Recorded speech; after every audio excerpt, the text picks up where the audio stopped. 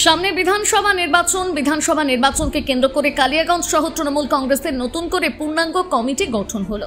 সংগঠনকে শক্তিশালী করে তুলতে পুজোর আগেই কালিয়াগঞ্জ শহর তৃণমূল সভাপতি পদ পরিবর্তন করেছিল রাজ্য তৃণমূল কংগ্রেস। সেখানে রাজীব সাহাকে সরিয়ে পুনরায় প্রাক্তন শহর তৃণমূল সভাপতি সুজিত সরকারের হাতে দায়িত্ব তুলে দেওয়া হয়। গত লোকসভা নির্বাচনে কালিয়াগঞ্জের তৃণমূলের ফল খারাপ হয়েছিল, তাই সামনের বিধানসভা নির্বাচনকে পাখির চোখ করে সভাপতির পদ পরিবর্তন করা হয়েছে। উৎসবের মরশুম থাকায় শহর তৃণমূল কংগ্রেসের নতুন পূর্ণাঙ্গ কমিটি এতদিন গঠিত হয়নি।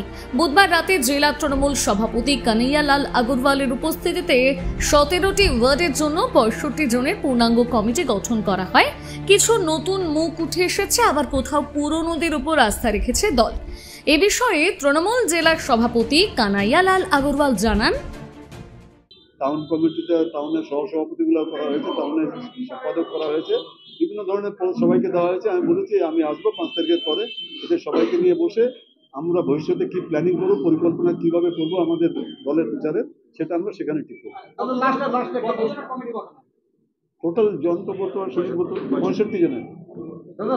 বিশেষ করে কালিয়াগঞ্জ, রায়গঞ্জ কেন তৃণমূল বারবার পিছিয়ে থাকছে, এই কারণটা আপনারা অনুসন্ধান করে কি পাচ্ছেন? এই কারণটা পেয়েছি, ডিজিটালি আমরা একটু পিছিয়ে আছি রায়গঞ্জ কালিয়াগঞ্জ।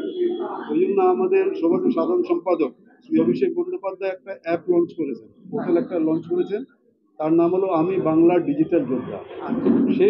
সেখানে অনেকেই রেজিস্ট্রেশন করেছেন, কালিয়াগঞ্জেরও অনেকেই আছে। তাদেরও একটা মিটিং হবে। এখানে ওয়াইজ বলে একটা ছেলে আছে, তাকে দায়িত্ব দেওয়া হয়েছে। ইসলামপুরে বিক্রম দাস আছে, তাকে জেলা কোঅর্ডিনেটর করা হয়েছে। তারা খুব তাড়াতাড়ি এখানে কালিয়াগঞ্জটা নিয়ে বলবে। সেখানে তাদেরকে এইভাবে বোঝানো হবে যে আমরা কি কি কাজ করেছি, তাদের কাছে লিস্ট থাকবে, সেটা আপলোড করবে।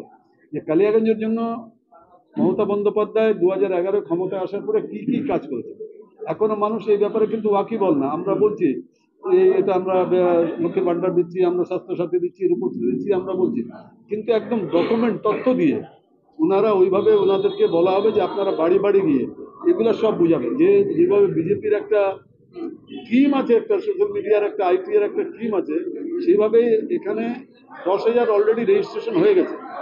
আমি বাংলার ডিজিটাল যোদ্ধা বলে 10,000 ইয়াং ছেলে, তাদেরকে ভলান্টারিলি রেজিস্ট্রেশন তারা করিয়েছে।